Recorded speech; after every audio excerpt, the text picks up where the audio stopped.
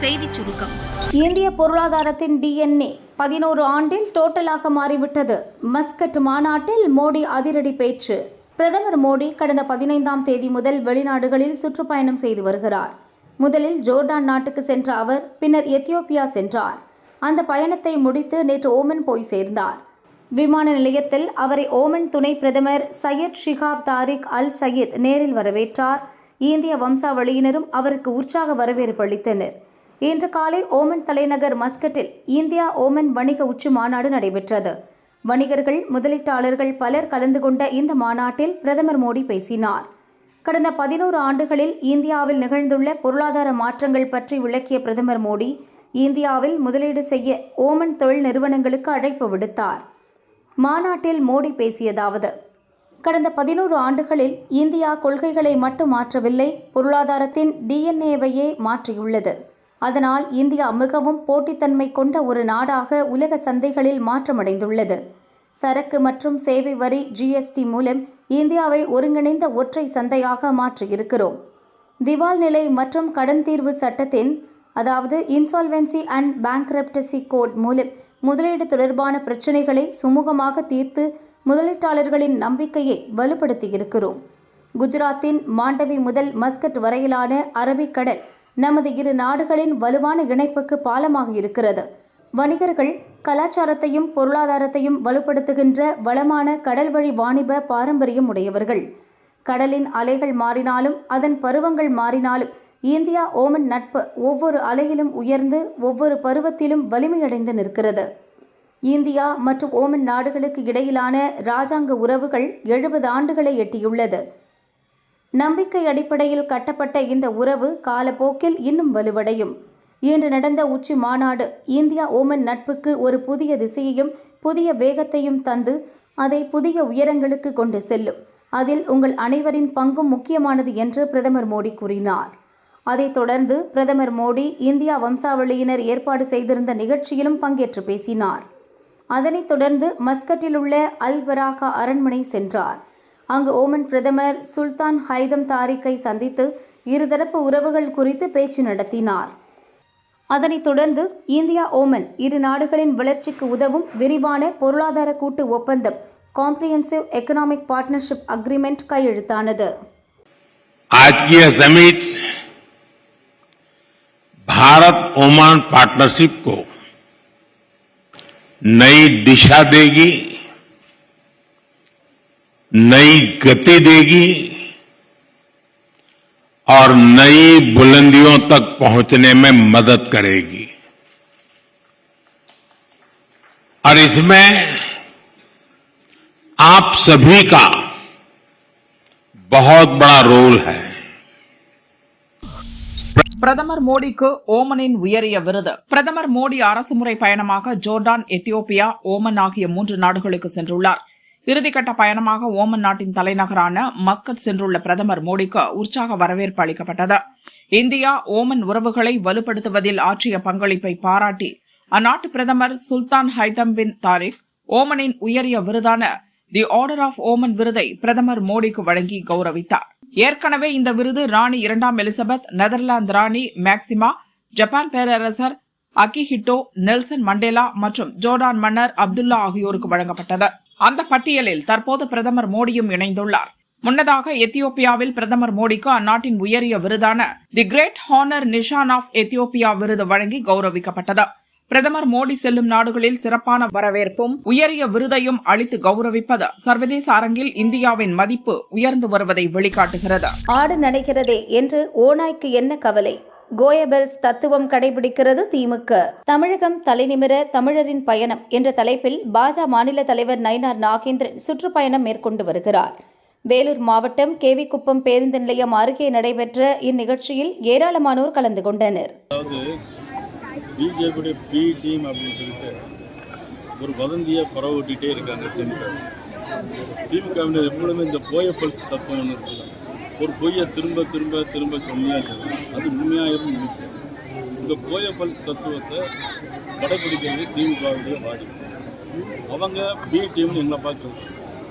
ஆனால் மதிப்புக்குரிய விஜய் அவர்கள் நம்மளுடைய செங்கோட்டையன் அவர்கள் விஜய் கட்சியில் சேரும்போது மதிப்புக்குரிய அமைச்சர் சேகர் பாபுவை பார்த்து சந்தித்து பேசிவிட்டு தான் அவர் அனுப்பியிருக்கார். அப்போ திமுகவுடைய பி டீமா அல்லது தேசிய ஜனநாயக கூட்டணியுடைய பி டீமான்னு மக்கள் தான் முடிவு செய்யணும். பாஜக கிட்ட இருந்து அதிமுகவை காப்பாற்றணும்னு டெப்டி சிஎம் உதயநிதி ஸ்டாலின் சொல்றாரு. அதாவது ஒரு பழமொழி உண்டு, அந்த பழமொழியை சொன்னா இப்ப நல்லா இருக்காது. ஆடு நனைகிறதுன்னு யாரோ கவலைப்பட்டது மாதிரி, ஆடு நனைகிறது யாரோ கவலைப்பட்ட மாதிரி ஒரு பழமொழி. அது மாதிரி அதிமுக திமுக எதிர் கட்சி. அதாவது அதிமுக காப்பாற்ற வேண்டிய அவசியம் இவங்களுக்கு என்ன வந்திருக்கு? அதிமுகவோடு பாரதிய ஜனதா கட்சி இன்னைக்கு நேற்று கூட்டணி 1998 புரட்சி தலைவர் அம்மா இருக்கும்போது ஜனவரி 1, 1998 திருநெல்வேலியில் நடைபெற்ற மாநாட்டிலே மதிப்புக்குரிய அத்வானி அவர்கள், மாண்புமிகு புரட்சி தலைவர் அம்மா அவர்கள் எல்லாம் கலந்து கொண்டு அன்னைக்கே கூட்டணி வச்சிருந்தாங்க. ஆனா 99 அதே விமர்சனம் பண்ணாங்க, மதிப்புக்குரிய கலைஞர் விமர்சனம் பண்ணாங்க. ஆனா 99ல அதே பாரதிய ஜனதா கட்சியோட திமுக கூட்டணி வைத்ததா இல்லையா? ஆக இவங்களுக்கு வேணும்னா ஒண்ணு பேசுவாங்க, வேண்டாம்னா ஒண்ணு பேசுவாங்க. தாமரை மலராதன் இவர் எப்படி சொல்ல முடியும்? தேர்தல் வரணும், தேர்தல் அறிவிக்கணும், கூட்டணி பேச்சுவார்த்தை முடியணும், மக்கள் வாக்களிக்கணும். திமுக என்னைக்காவது தொடர்ந்து ஜெயிச்சிருக்கா? இதே மதிப்பு உதயநிதி ஸ்டாலினுக்கு நான் கேள்வி வைக்கிறேன். திமுக என்றாவது மக்கள் செல்வாக்கோடு தொடர்ந்து ஜெயிச்சிருக்கிறதா? 1967 என்ன நடந்துச்சு? திமுக ஜெயிச்சு. எம்ஜிஆர் உயிரோடு இருக்கிற வரைக்கும் திமுக ஜெயிக்கவே இல்லை. பிறகு மைனாரிட்டி கவர்மெண்டா வந்துச்சு. இந்த தடவை எப்பெல்லாம் அதிமுக ஒரு பிரச்சனை வருதோ அப்பெல்லாம் திமுக ஆட்சி வந்திருக்கு தவிர திமுக மக்கள் செல்வாக்கோடு என்னைக்குமே ஆட்சி வந்தது கிடையாது. பெத்த அம்மா கொடுக்கிற அந்த தைரியம் இருக்கு பாருங்க, அதை தாண்டி வேற எதுவுமே கிடையாதுங்க. ஒரு மனுஷனால எதையும் சாதிச்சு காட்ட முடியும். அப்படி ஒரு தைரியத்தை தான் இப்ப நீங்க, என்னுடைய அம்மா, அக்கா, தங்கைகள், நண்பா, நண்பிகள், தோழர்கள் எல்லாரும் எனக்கு கொடுத்திருக்கிறீங்க. அதே தைரியத்தை, அதே துணையா என் கூட நிக்கிறீங்க. இதை எப்படி நம்ம பிரிச்சு விடலாம்? இதை எப்படி நம்ம கெடுக்கலாம்? என்னெல்லாம் அவதூறுகள் நம்ம விஜய் மேல சொல்லி மக்களை நம்ப வைக்கலாம்? என்னெல்லாம் சூழ்ச்சிகள் நம்ம விஜய் மேல பண்ணி மக்களை நம்ப வைக்கலாம்? இப்படி சூழ்ச்சிகளை மட்டுமே நம்பி பொழப்ப நடத்துற சில சூழ்ச்சிக்கார கூட்டங்கள் இதை தொடர்ந்து செஞ்சுக்கிட்டு தான் இருக்கு. ஆனா அவங்களுக்கு தெரியாது, இது இன்னைக்கு நேத்து வந்த உறவு இல்ல. கிட்டத்தட்ட 30-33 வருஷத்துக்கு மேல இருக்கிற உறவு. ஏன், நான் சினிமாவுக்கு வந்தப்போ எனக்கு வயசு 10. அப்பல இருந்தே இந்த உறவு ஸ்டார்ட் ஆகி போயிட்டு இருக்குன்னு அவங்களுக்கு தெரியாம போச்சு. அதனால என்ன பண்ணாலும், நீங்க என்ன ட்ரை பண்ணாலும், எல்லாத்தையும் விட்டுட்டு மக்களுக்காக வந்திருக்கிற இந்த விஜய மக்கள் ஒரு நாளும் கைவிட மாட்டாங்க. மக்கள் கூடவே நிக்கிறாங்க, கூடவே நிப்பாங்கன்னு அவங்களுக்கு தெரியாம போச்சு. என்னப்பா நிப்பீங்கல்ல? உங்களை நம்பிதாப்பா வந்திருக்கிறேன். அதான் இந்த சத்தம் தாங்க வாழ்நாள் பூரா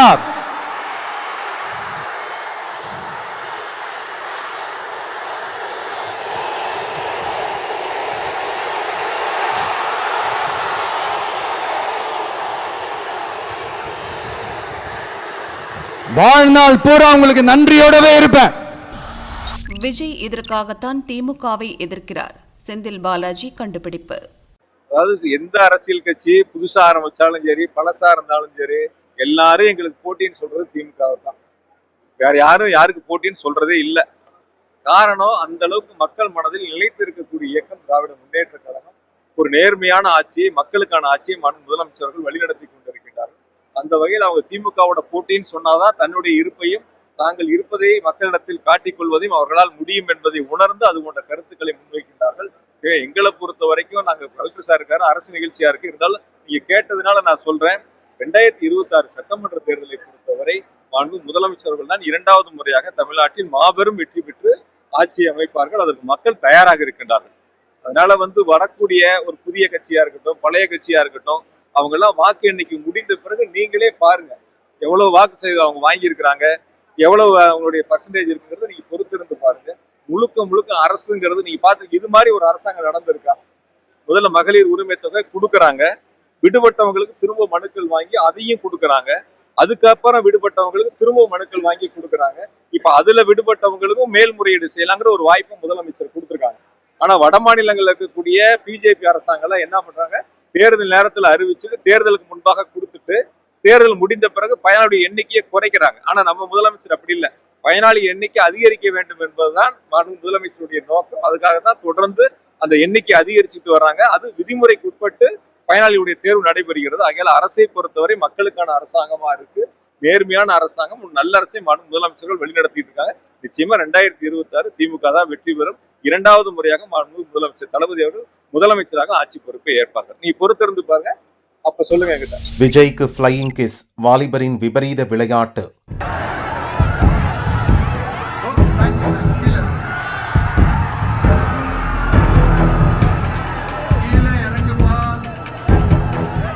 ஈரோடு தாவேக கூட்டத்தில் விஜய் பேசும்போது ஸ்பீக்கர் டவரில் ஒரு தொண்டர் ஏறினார்.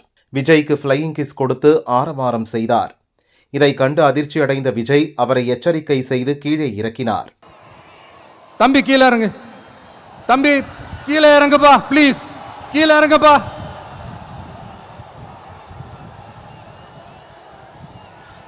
ஓகே, தேங்க்யூ, கீழே இறங்குங்க, கீழே இறங்குப்பா. நீ இறங்கினாதான் முத்தம் கொடுப்பேன்.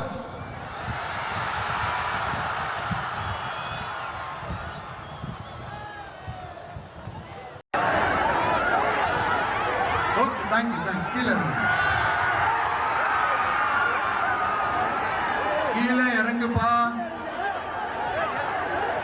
நீ இறங்கினாதான் முத்தம் கொடுப்பேன்.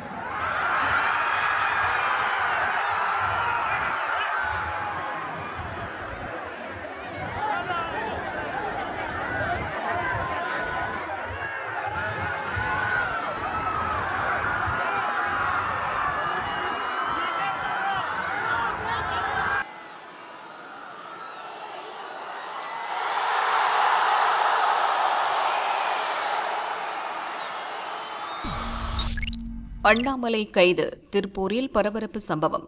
போலீசை அலறவிட்ட பாரதிய ஜனதா தொண்டர்கள். திருப்பூர் மாநகராட்சியில் சேகரிக்கும் குப்பையை பக்கத்தில் இருக்கும் எடவாய் ஊராட்சிக்கு உட்பட்ட சின்னக்காளிப்பாளையம் என்ற ஊரில் கொட்டி வருகின்றனர். இதற்கு எதிர்ப்பு தெரிவித்து அந்த ஊர் மக்கள் தொடர் போராட்டம் நடத்தி வருகின்றனர். அவர்களுக்கு ஆதரவாக பாரதிய ஜனதாவும் ஆர்ப்பாட்டம் அறிவித்தது. இதற்கு போலீசார் அனுமதி கொடுக்கவில்லை. ஆனால் தடையை மீறி முன்னாள் மாநில தலைவர் அண்ணாமலை தலைமையில் ஆர்ப்பாட்டம் நடத்த பாரதிய ஜனதாவினர் திட்டமிட்டிருந்தனர். இதற்காக இன்று மாலையில் திருப்பூர் குமரன் சிலை அருகே பாரதிய ஜனதாவினர் கூடினர். ஆங்காங்கே இருந்த கடைகளில் கூடி நின்றனர். சரியாக அண்ணாமலை கார் வந்து நின்றது. உடனே மொத்த பாரதிய ஜனதாவினரும் மளமளவென காரை சுற்றி திரண்டனர். ஏற்கனவே குவிக்கப்பட்ட போலீசார் அண்ணாமலை காரை நோக்கி ஓடி வந்தனர். அதற்குள் அண்ணாமலை காரில் ஏறி திமுகவை கண்டித்து பேசினார். அடுத்த சில நிமிடங்களில் அவரை போலீசார் கைது செய்தனர். தயார் நிலையில் இருந்த வேனில் அண்ணாமலையையும் திரண்டு வந்த பாரதிய ஜனதாவினரையும் ஏற்றினர். அப்போது கடும் தள்ளுமுள்ளி ஏற்பட்டது. அண்ணாமலையுடன் புறப்பட்ட போலீஸ் வேனை மற்ற பாரதிய ஜனதா தொண்டர்கள் மறித்தனர். வேனை நகர விடாமல் தடுத்ததால் பரபரப்பும் பதற்றமும் தொற்றியது.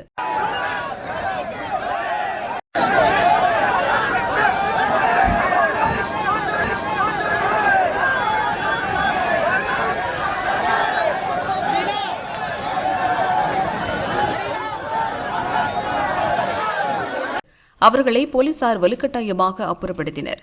அண்ணாமலை மற்றும் பாரதிய ஜனதாவினரையும் ஏற்றிக்கொண்டு அங்கிருந்து ஒரு வேன் சென்றது. மற்ற பாரதிய ஜனதாவினர் போலீசுக்கு எதிராகவும் திமுக ஒழிக என்றும் கோஷமிட்டனர். அவர்களை விரட்டி விரட்டி போலீசார் கைது செய்தனர். தரதரவென இழுத்து சென்று வேனில் ஏற்றினர். அந்த இடமே கலவரமாக காட்சியளித்தது.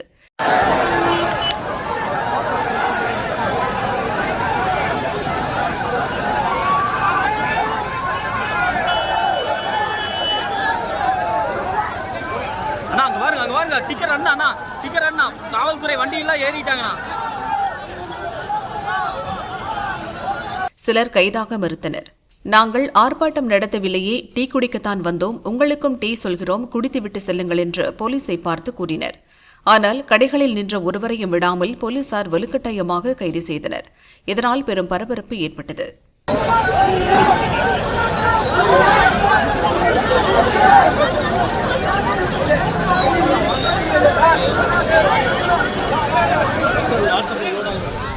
ஆடு விற்ற ரூபாய் 16,000 பணம் முதியவருக்கு எமராக மாறியது. குடிகார இளைஞர்கள் கைது. கிருஷ்ணகிரி மாவட்டம் தேன்கனிக்கோட்டை அருகே மாகடி கிராமத்தைச் சேர்ந்தவர் முனியப்பா, வயது 70, கூலி தொழிலாளி. இவருக்கு மனைவி மற்றும் ஒரு மகள் உள்ளனர். பிள்ளைகளுக்கு திருமணம் செய்து கொடுத்துவிட்டு ஆடுகள் வளர்த்து பிழைத்து வந்தார். இந்த நிலையில் கடந்த 16ஆம் தேதி மாகடிக்கு அருகே உள்ள சாலையில் முனியப்பா உடலில் பலத்த காயங்களுடன் இறந்து கிடந்தார். தகவலறிந்த போலீசார் முனியப்பா உடலை கைப்பற்றி பிரேத பரிசோதனைக்காக அரசு மருத்துவமனைக்கு அனுப்பி வைத்தனர். முனியப்பா இறந்து கிடந்த இடத்தில் மது பாட்டில்கள் கிடந்தன. மது போதையில் ஏற்பட்ட தகராறில் முனியப்பா கொலை செய்யப்பட்டிருக்கலாம் என்ற கோணத்தில் போலீசார் விசாரணையை தொடங்கினர். பணத்துக்காக முதியவர் என்றும் பார்க்காமல் முனியப்பா கற்களால் அடித்து கொடூரமாக கொலை செய்யப்பட்டது தெரியவந்தது. இதுகுறித்து தேன்கனிக்கோட்டை போலீசார் கூறியதாவது: முனியப்பாவுக்கு தினமும் இரவு குடிக்கும் பழக்கம் இருந்துள்ளது. ஊரின் ஒதுக்குப்புறம் உள்ள டாஸ்மாக் கடையில் மது பாட்டில் வாங்கிக் கொண்டு திம்பசத்திரம் செல்லும் ரோட்டினோரம் அமர்ந்து மது குடித்துள்ளார். அவ்வழியாக வந்த பிதிரெட்டி கிராமத்தைச் சேர்ந்த 19 வயது சக்திவேல், நேரலட்டி கிராமத்தைச் சேர்ந்த 25 வயது நாகராஜ் ஆகியோர் முனியப்பாவை பார்த்ததும் அவரிடம் சென்று மது குடிக்க பணம் கேட்டுள்ளனர். தர மறுத்த முனியப்பா, கொஞ்சம் மது வேண்டுமானால் தருகிறேன் என கூறியுள்ளார். இதனால் ஆத்திரமடைந்த இளைஞர்கள் முனியப்பாவை முதியவர் என்றும் பாராமல் அவரை கற்களால் சரமாரியாக தாக்கியுள்ளனர். அருகே இருந்த பாறை மீது தலையை மோத வைத்து முகத்தை சிதைத்துள்ளனர். முனியப்பா இறந்ததும் அவர் வைத்திருந்த 16,000 ரூபாயை எடுத்துக்கொண்டு அங்கிருந்து தப்பினர். முனியப்பா மனைவியிடம் போலீசார் விசாரித்தனர். முனியப்பா தனது 2 ஆடுகளை ஆட்டுச்சந்தைக்கு கொண்டு சென்று விற்றுள்ளார். அதில் கிடைத்த 16,000 ரூபாயை வீட்டுக்கு கொண்டு வரும்போதுதான் சம்பவம் நடந்துள்ளது. போலீசார் தீவிர விசாரணை நடத்தி அதே பகுதியில் பதுங்கியிருந்த சக்திவேல், நாகராஜை கைது செய்து சிறையில் அடைத்தனர். மது வாங்க பணம் கேட்டு தர மறுத்த முதியவரின் முகத்தை சிதைத்து இளைஞர்கள் கொடூரமாக கொலை செய்த சம்பவம் தேன்கனிக்கோட்டை பகுதியில் பரபரப்பை ஏற்படுத்தியது.